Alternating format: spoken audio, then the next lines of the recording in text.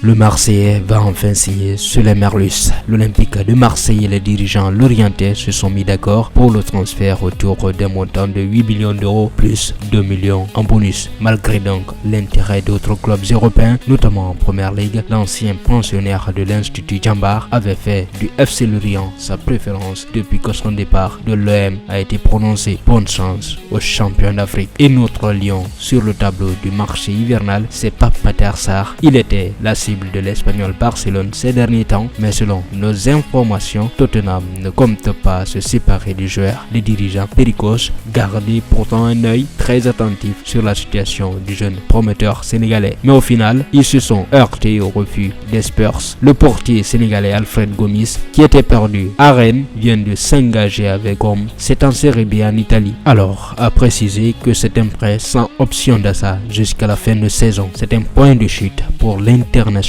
de 29 ans qui manquait de temps de jeu à Rennes, d'autant plus qu'il connaît très bien l'Italie pour avoir évolué à Torino ou encore à la Salernitana, le club de Bouledia. Il va d'ailleurs retrouver son ancien entraîneur à Torino, Moreno Longo. Le stade de Reims, lui, mise sur un jeune espoir sénégalais, Fallou Fall à l'occurrence. Alors, c'est un jeune de 18 ans seulement en provenance de la Serbie. Il a déjà 2 sélections sur les U23 du Sénégal. Ce jeune Fallou Fall est un grand espoir du football sénégalais. Avec son jeune âge, il est parvenu à se faire une place dans la défense centrale du Grafichar de Belgrade. Le tout avec réussite car il a participé à 16 matchs, toutes compétitions confondues cette saison, et il a marqué un but avec l'actuel deuxième de la 2-2 serbe. On apprend qu'il devra s'engager avec le stade de Reims pour 4 années et demie. L'affaire est donc à suivre. À Villarreal également, il y a un véritable rock à suivre. C'est Mamadou Ibra Bakefal. Ce jeune Rufisquois de 22 ans est en train de se faire une place de choix dans le monde